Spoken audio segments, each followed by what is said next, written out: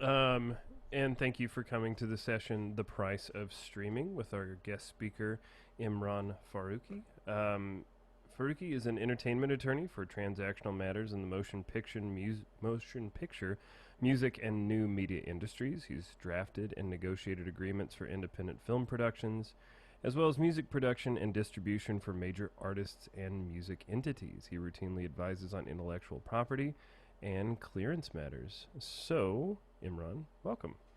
Thank you. It's great to be here. Um, should I just take it away as we're Absolutely, ready yeah. to go? Okay, fantastic. Okay, so welcome everyone. Today's topic is the price of streaming. So, um, so I'm as mentioned, I'm an entertainment attorney. I'm also an assistant professor of TV, radio, film at the Newhouse School at Syracuse University. So I teach in the rather broad television, radio, and film program, which also encompasses students who go into subcategories such as sports media production, music business, things like that, as well as traditional kind of film production, TV work. So a very popular major at the university. And on lots of students' minds is the issue of streaming, what it's all about, how it's really changing the game as far as economics in the entertainment business.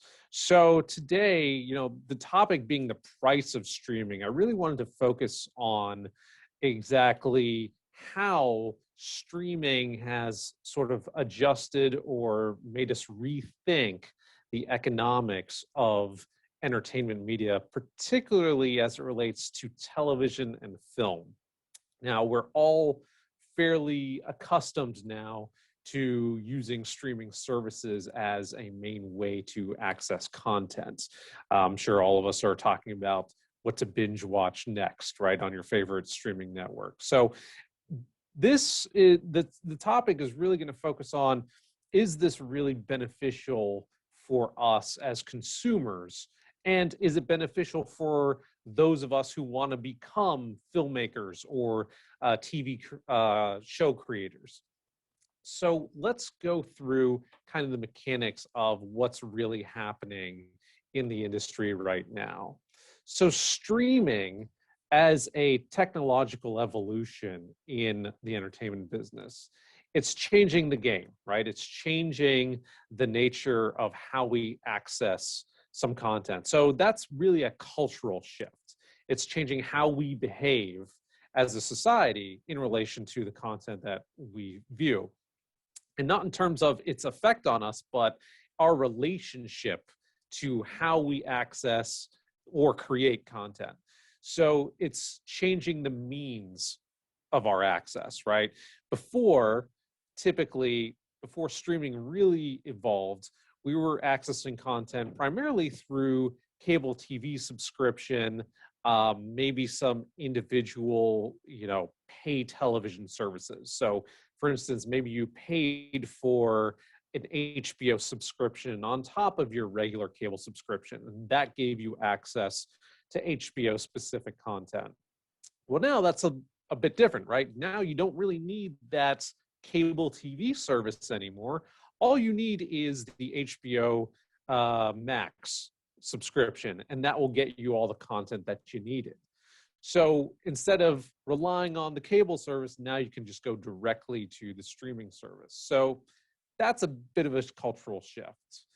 It's also changed the mobile on-demand culture.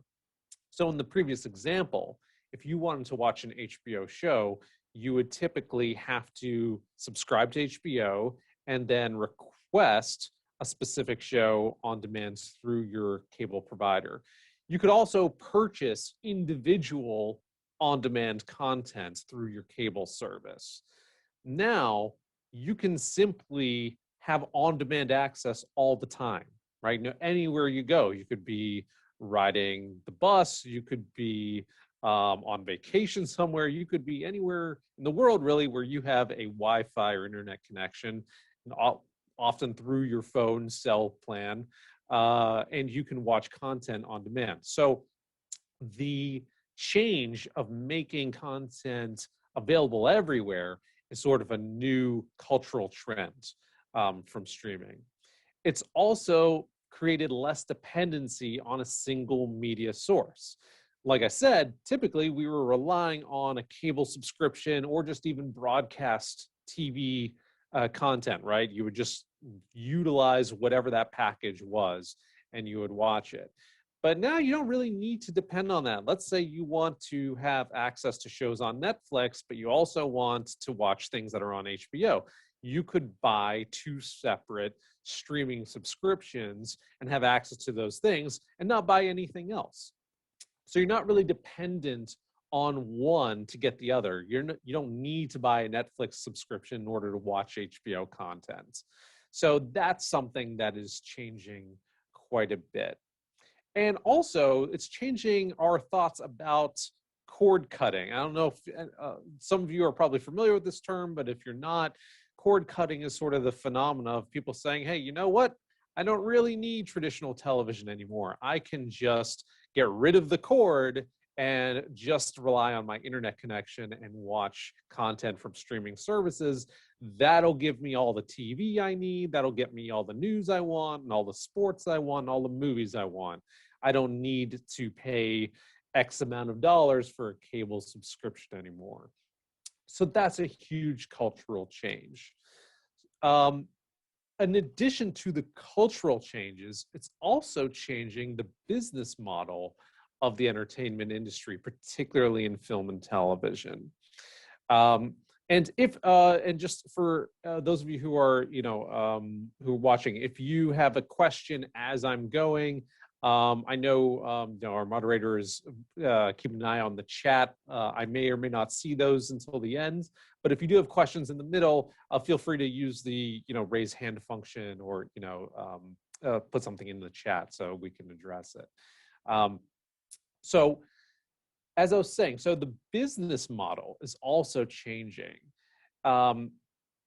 Previously, like I mentioned, right, if you wanted special content beyond just your regular cable TV and your broadcast television, you would have to actually buy those pieces of content individually.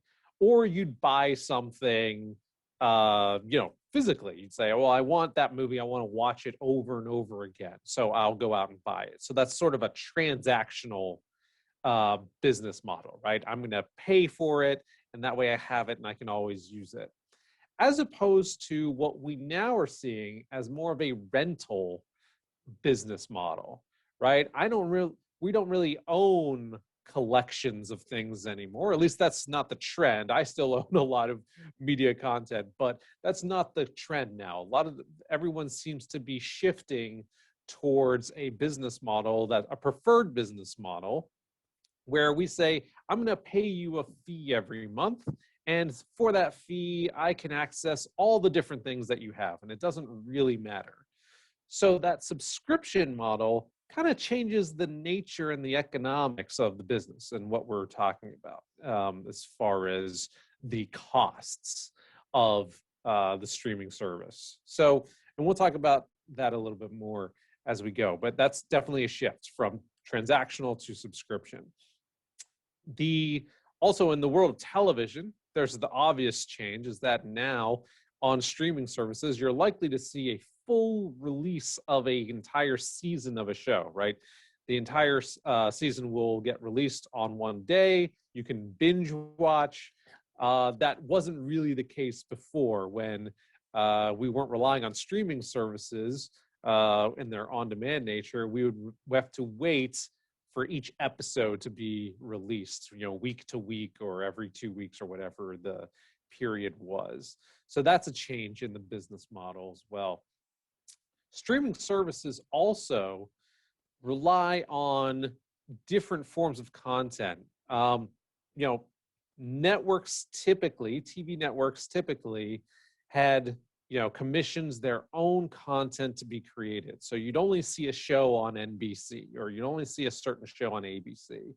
Streaming services have kind of changed that up a little bit because now they're saying, hey, we're going to license content from different networks. We're going to get some shows from ABC. We're going to get shows from NBC. We're going to get some HBO shows. We're going to get all these different shows and put them into one service, right? That is, you can access all of that content for a specific fee.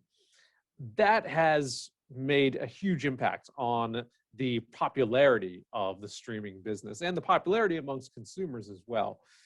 So now there's another shift back, because so many services are starting to pop up and say, NBC now just has Peacock as a streaming service, and they're saying, well, you know what? Instead of giving Netflix our shows, why don't we just release them ourselves? So now we have our original content being released, and Netflix has started to create its own original content that it's starting to produce more of. So that's a change we're seeing as well.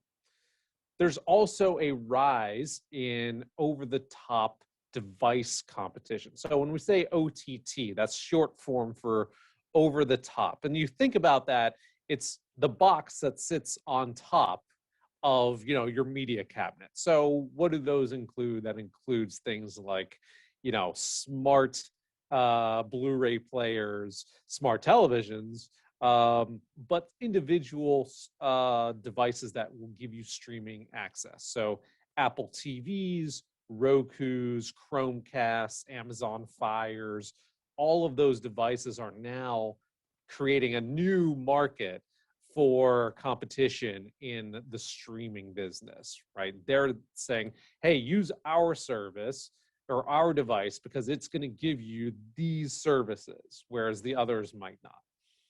So that's a new thing that's happening. And of course, the rise in generally of streaming network competition. Before, Netflix was the preeminent streaming service for TV and film. Amazon Prime started to catch up with that, or Prime Video. And now we're starting to see all the networks release their own. So we're seeing, Paramount Plus and Peacock, Disney Plus, et cetera, and et cetera. And that's going to continue to grow as the streaming business grows. So some significant cultural and business shifts occurring. So what are the economic impacts of that? Well, it affects both creators and consumers in different ways. So for one, creators, right? Aspiring filmmakers and TV show creators, there are less methods of distribution and therefore less avenues to generate income from content in the streaming business model. And I'll talk a little bit more about why that is in a second. But from the consumer standpoint, it gives you more options and more ways to access content, right? Like I said, instead of relying solely on the cable subscription service that you have, now you can say, okay, well, I don't need to rely on that. I can access content in multiple different avenues, and I can use a Roku, I can use my PlayStation 4, I can use a lot of different devices to access content, and I can subscribe to many different types of services through that access. So it gives you more options for sure. And generally speaking, choice is something that the consumer always prefers to have. But the real question is, does that change the price that you pay for that content? If you think about it, you really have to measure up how much your one cable subscription cost is versus the cost of having a over-the-top device, having a subscription to one or more streaming services every year. Maybe it's less, but then maybe you're missing out on some content that you really wanted. As a personal example, and you may find this interesting, maybe some of you are like me, I am a weather geek, and I love watching the Weather Channel. That's right, I love watching the Weather Channel. I can sit and watch it all day long, have it on all day long in the background while I'm doing work, whatever it is. For some reason, I just enjoy watching the Weather Channel. Funny enough, I have been very hard pressed to find a streaming service that will offer the Weather Channel in a live streaming format.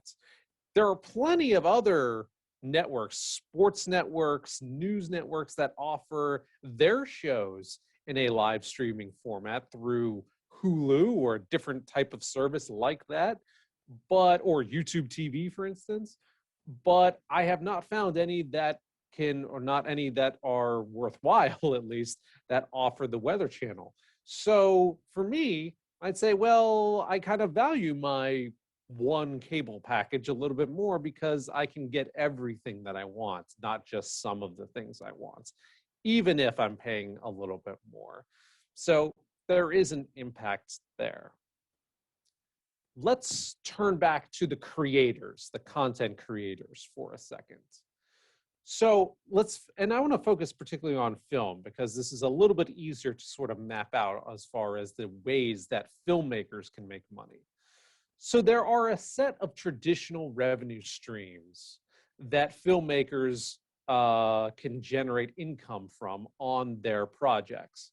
And those revenues are typically shared between the filmmaker and the distributor. So the distributor might be, the TV network or, the independent company that is distributing it or a major film studio that is distributing it. So where do films go? Where do they go to make money? Well, traditionally, they go to lots of places. They go to theaters, so theatrical releases. So the money that you pay at the box office to get your tickets and go see a movie, that's going to generate revenue. That ultimately gets paid back to the distributor and the filmmaker.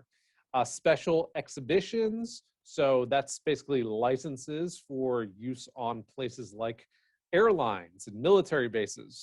So places that you don't really think about going just to see a film, but there are films shown there. Those showings make revenue. Home video rentals, doesn't happen as much now, right? With the lack of physical video stores, there are no, blockbusters really left, although we know that there is at least one in Oregon. But physical retailers, there are some red boxes, in grocery stores, things like that. That's generating some revenue, but also rental in a non-physical manner. So TV on demand, those types of purchases would generate revenue as well. Home video purchases, Blu-ray copies, DVD copies, or even digital retailers like iTunes, things like that. Those will generate income. TV exhibition, of course. So if your project is being shown on broadcast television or cable television, typically the network that distributes those will pay a license fee. Now, it's important to note, too, that for each one of these types of revenue streams, and by the way, this is not an exhaustive list. There are plenty of other methods of generating revenue in the film business, but these are some of the big ones as far as access and viewing, right? So the way people will watch them. So it's important to note, though, that for each one of these, that revenue has a split between the distributor and the filmmaker. So the distributor takes a cut, maybe it's 15%, maybe it's more than that, just depends on the nature of that business deal, and the filmmaker will get the rest. And for some special uses, like the TV exhibition, sometimes there will be additional payments. They'll say, okay, if we're gonna, show this project as, in the form of episodes on TV station, the distributor will say, all right, for each episode, you'll get a set amount of money. So you're making additional money, per viewing, right? Because maybe the network will say, we don't want to show this anymore, whatever the reason might be. So there are, again, lots of different ways of making money here. These are some of the big ones. Well, how exactly is that changing?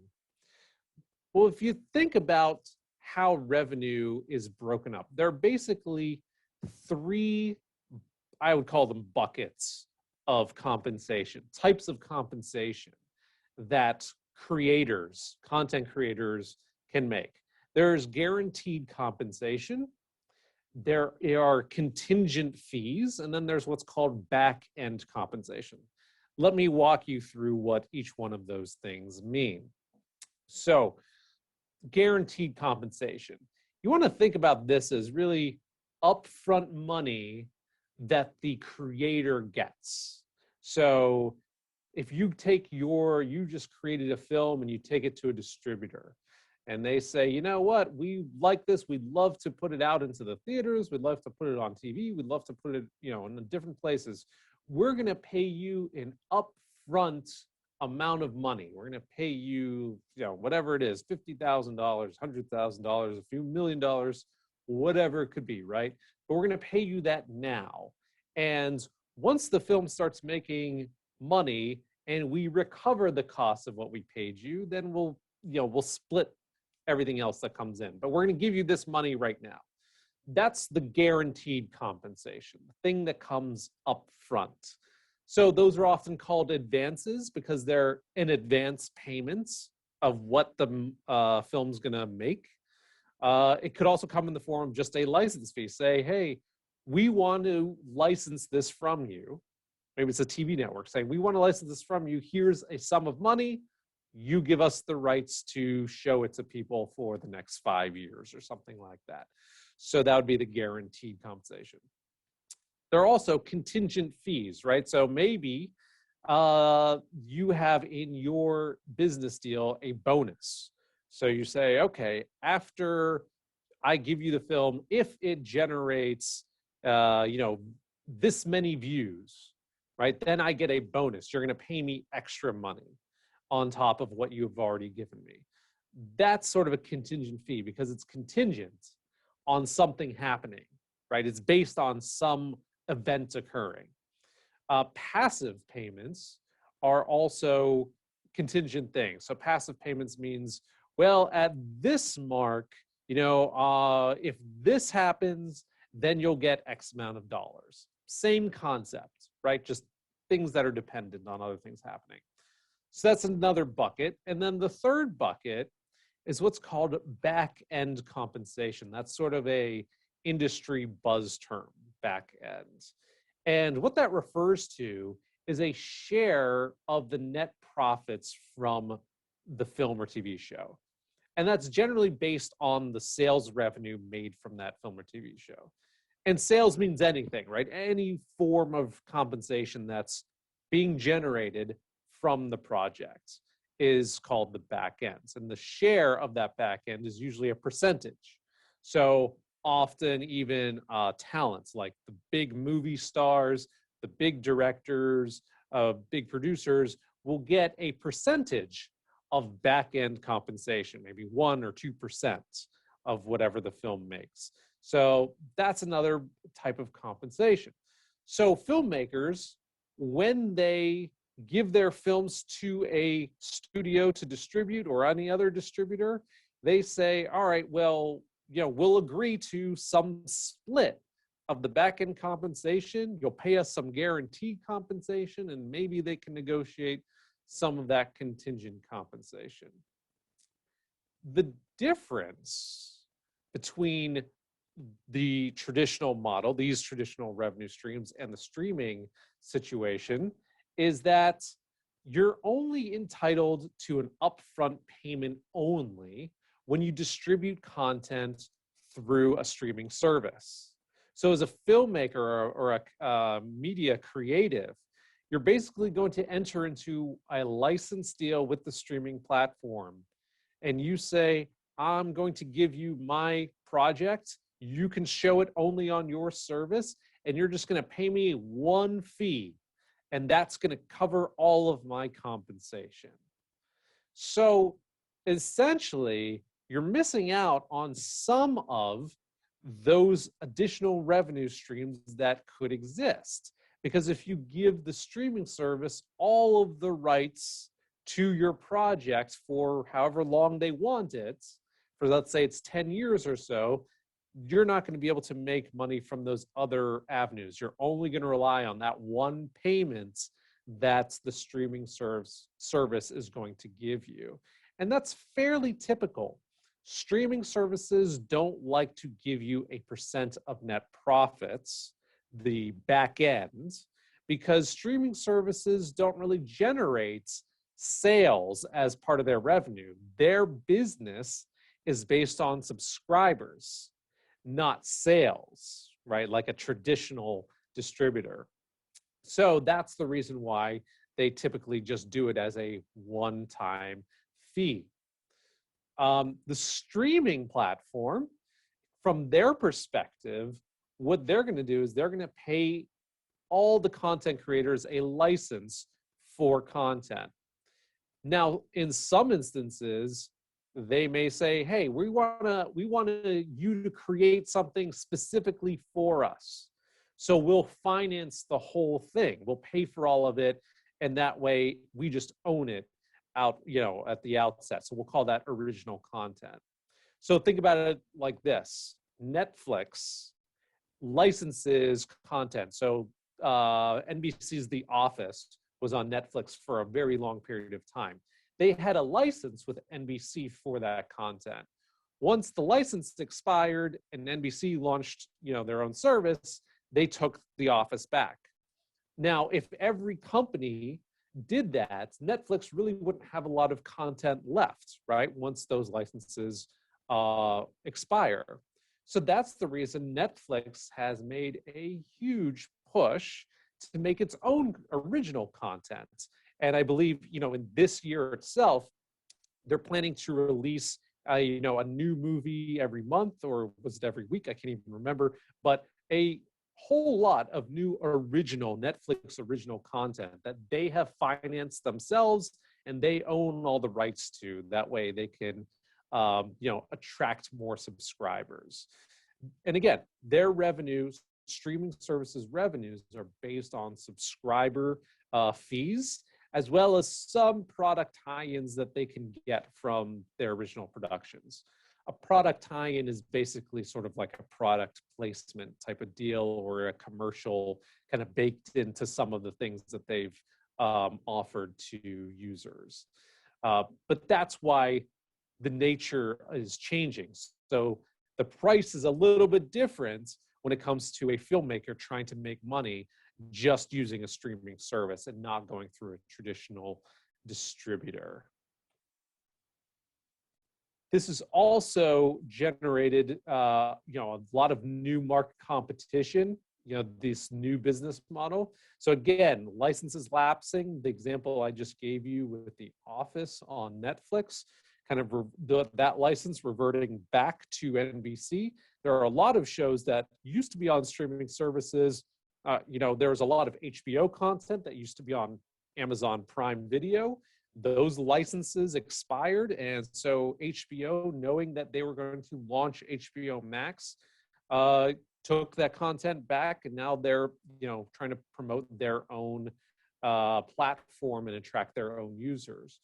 So the rights owners, right, the people who own their content, are becoming a lot more protective of their own content. So they're saying, we're not going to give this to Netflix or Amazon or whoever. We're going to keep that for ourselves because we're going to launch our own thing and compete with them, because we can probably get more subscribers than they can and make more money from our products, because we can not only stream them, but then we can also make money from the other ways that we want to, right? We can release it in a theater. We can release DVD or Blu-ray copies of it if we decide to, if we want more money. And they also have the benefit, right? These major networks have the benefit of having different businesses in their companies. Netflix is just in the business of Netflix, but HBO, is a TV business. It's a cable business. It's part of Warner Media. So, Warner Brothers Media is a huge entertainment company with lots of different ways of making money. So it's less risky for them to actually keep it themselves. It's a lot more risky to just throw all their eggs in one basket of Netflix and see if it can generate revenue, and rely on that one-time fee that they get from Netflix. So a lot more competition coming out. The problem with this from the consumer side is that more competition makes it more difficult to cord cut. So if you're thinking, you know what, I'm paying way too much money for my service, my cable subscription, I really want to cut the cord and I want to just rely on my streaming service. Well, now you have a streaming service that offered so many shows like Netflix, and now all the original content rights owners are taking them back once the licenses expire. So now you have to rely on multiple streaming services to get some of the content you want. That's going to make it harder to cord cut, because you might say, well, you know what? Maybe you're like me and you say, I can get this all already through my cable subscription, and I don't really need that extra content that they're offering on the streaming services. So maybe the price doesn't make sense, right? I don't want to have to pay for 5 streaming services, and that might be more than I'm paying for my cable, or maybe not. It depends, but it does sort of challenge your thoughts as a consumer on whether or not you want to stop paying for cable television and just rely on streaming. Original content also is available exclusively to stream, but not always for sale. This is something that makes the streaming services more attractive, but it also creates more competition. The value of any company, any media company, is based on how exclusive its content is, right? Because if you can't get that content from anywhere else, you can only get it from Netflix, or you can only get it on Amazon, then that makes Amazon and Netflix and whoever it is more valuable, because there's the demand and there's only one place to get it. So that makes them more valuable, and is less likely, right? Especially for a company like Netflix that doesn't have any other businesses behind it, they are probably less likely to release their content in a purchasable format. So they might not release it digitally for sale or on, Blu-ray or DVD, because they'll say, well, if you own it, then you're not going to come back to the service. You're just going to buy it, and you wouldn't need to pay for a subscription. But if you want to watch that thing over and over again, it's better to have you keep paying a subscription and coming back to us. So that's going to change the price we pay if we want to watch things over and over again, right? You're going to pay less money, but over more time to watch something, as opposed to just buying it a larger one-time fee and then never paying anything ever again. So all different ways that streaming is really changing the prices of what we pay, or what we lose, really, between content creators as well as consumers. So will we pay more streaming versus traditional cable? Whoops, and I just caught my little typo there, so excuse that. Streaming versus traditional cable. Multiple network subscriptions versus cable subscription. I just kind of described that phenomena in the last slide, right? You have the option of streaming, purchasing multiple streaming network subscriptions versus your one cable subscription. What's the cost benefit analysis of that? The limited choices based on the exclusivity of certain content, right? You can only get content in one place. Does that limited choice make you end up paying more over time versus less, as far as your payments to content ratio? And subscription content without ads probably means that there's going to be more subscriber costs. So what do we mean by that? If a service like Netflix, which gives you content without interruption, right? There's no interruption of advertisements in the TV shows. This is pretty standard across all platforms, you're probably not going to see an ad in the middle of your content. Maybe when you first queue it up, you might. Advertising generate revenue for the service, which means that that gives them more money to pay content creators if they want to. But if there are no ads, that means that they need to find another way to compensate for that lack of revenue, which means they might increase subscriber costs over time. So if you're relying on streaming and saying, oh, this is great, I can stream it and don't have to watch advertisements, that probably means that the cost of the service is going to be higher than the cost of a service that has ads in it. So that's also something to think about as streaming continues to evolve.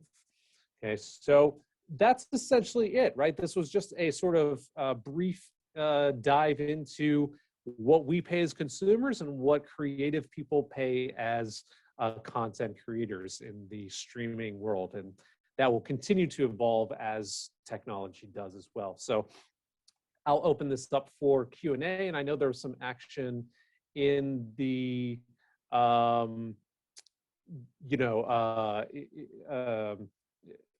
in the chat here, so I'm going to address that now. I see Bill Fox says student content creators have very little, if any, actual understanding of copyright laws. As more and more student-produced work is streamed and shared in the digital world, what is the legal exposure to school districts? The fair use doctrine is often cited as legal cover, but I have found school administrators have little understanding of what fair use means. This is a great question, and thank you for that, Bill. Yes, so in the context of, let me just sort of back up with copyright laws generally.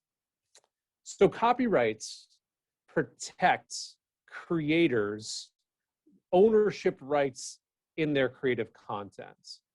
So that means that only the content creator has the exclusive right, right? The only one that has the right to distribute the content, to publicly perform the content, to make duplicates of the content. Anybody else who wants to do any of those things has to get permission from the copyright the copyright owner. So that's usually the creator themselves. So now, in the educational context, school districts want to show media content as part of the lesson, right? And I do that all the time in my own classes. I show movie clips, I show music clips, music videos, TV shows, things like that. So am I violating copyright? Well, the technical answer is yes. If you are using the exclusive rights, you're using those rights that only the owners have, then technically yes. But most educators and a lot of people who use content without permission rely on this thing called the fair use doctrine. Now, what does that mean? The fair use doctrine is a set of factors that courts look at to determine whether or not, even though technically you're infringing, whether or not it would be unfair to hold you liable and pay money to the copyright creators for this and to get you into some legal trouble. They say, well, maybe it would be fair under these circumstances. Now, there is unfortunately no bright line rule as to what's going to be fair use. It's always based on the context of the use. So what makes it okay and what doesn't? What are you doing with it specifically that you're considering it fair use? Now, in the educational environment, generally speaking, if you're using a video to help explain a lesson, or you're using some sort of media content to explain a lesson, that is generally considered going to be considered a fair use by the courts because, for one, you're changing the nature and the purpose of the use, right? Students aren't really coming to classes necessarily so that they can watch movies that they don't have access to or listen to music that they don't have access to. They're going there to learn. And if you're trying to use that media content as a tool for them to learn, then the purpose of publicly performing that content is no longer entertainment, it's educational. So you've transformed that purpose. Courts put a lot of emphasis on whether or not you've transformed the purpose. So in a lot of contexts, educators can rely on it, but it's not an absolute rule. Every situation might be different. So generally speaking, to answer the question, Bill, yes, fair use does cover a lot of educational uses, but it's not a guarantee. And my advice to my own clients is always to be on the side of more cautionary than not, because fair use is really a defense. It's not a get out of jail free card. It's more of, hey, I'm in trouble. This is my last line of defense to excuse myself. I hope that answers your question adequately there. Okay, let's see. Do we have any other questions? Just going to go to the chat here too.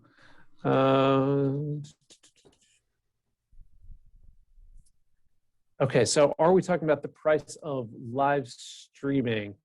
Live streaming is a little bit different, or not a little bit different. It's quite different than live streaming in relation to the entertainment business. So let's distinguish the two. What we're talking about in this presentation is just the concept of streaming media generally, okay? Live streaming could be lumped into that category, but it has a very specific meaning in the context of the entertainment business, right? Live streaming means that this content is streaming, but it's a live performance of the content, not some pre-recorded media that you're just streaming, but performers actually performing. That can totally, that type of content completely fits into what we're talking about as far as the price of it. But it does have a different connotation in the context of what the nature of the content is. So the general answer is yes, but it's also slightly different. Okay, let's see. Okay, so I see a question or a note from Edward McDonough. All right, as a teacher, typically I require students to use copyright cleared music from music videos shown within 4 walls of the classroom. It was created and made an exception. Students, however, want to share. Can kids use post-pop music heard on the radio on their YouTube channels? A few years back, saw that YouTube posted apparently cleared music on their website. Now it appears that it's only Creative Commons type agreements of non-famous radio artists no longer found that cleared list. Okay, that's a great question. There's more. Let me keep reading. Kids also aren't getting strikes or music stripped from their music videos. What's up? Is it legally permitted, or might they be subject to legal prosecution?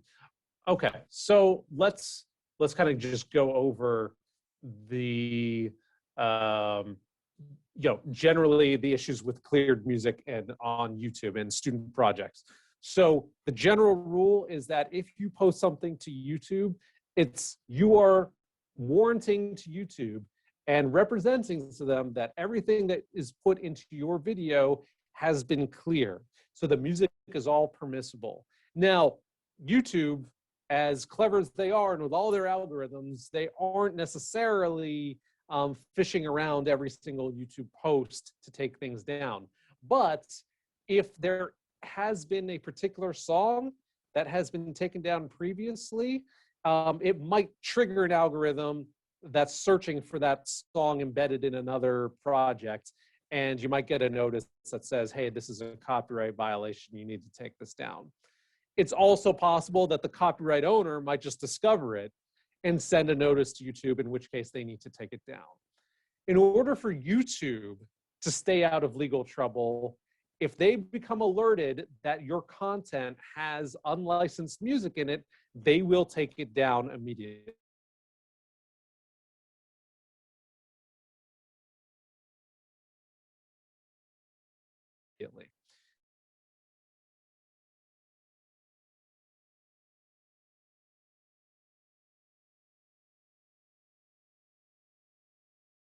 It is copyright infringement unless there is a strong fair use arguments in your favor. I wouldn't rely on that generally, particularly even if it is an educational project, right? Even if you're making something for school and posting it to YouTube, that doesn't change the legal problem, because that's still a type of use that would require a license in a normal circumstance. The fact that it's just being shown in the educational market or in a classroom doesn't change it, right? That's still a song that could be monetized on a video that's made public in a place like YouTube. So if you post it to YouTube, it's going to cause an issue. If it's only living within the four walls of your classroom and it's not being posted online, that helps, because it's less likely someone's going to find out about it and send a demand letter or file a complaint or anything like that. So that makes it a little safer. Legally speaking, it doesn't really change the analysis, regardless of the project.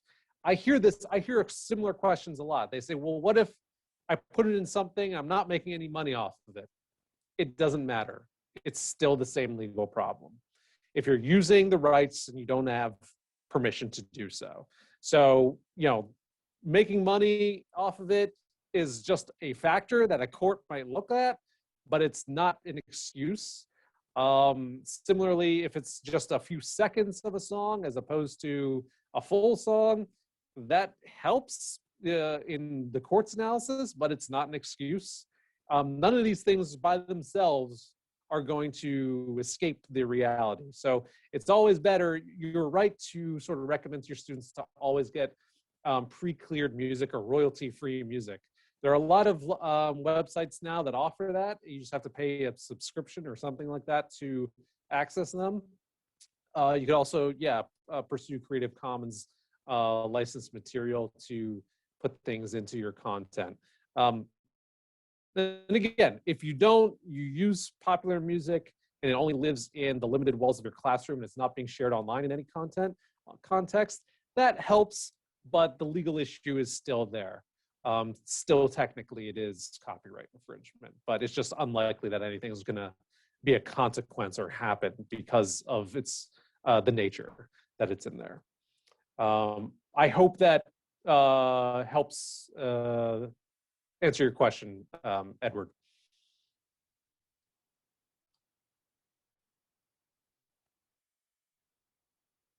Okay, anything else? Just looking through the chat. I think that was about it.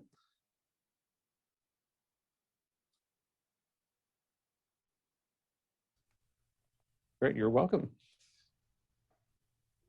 Any other questions at all?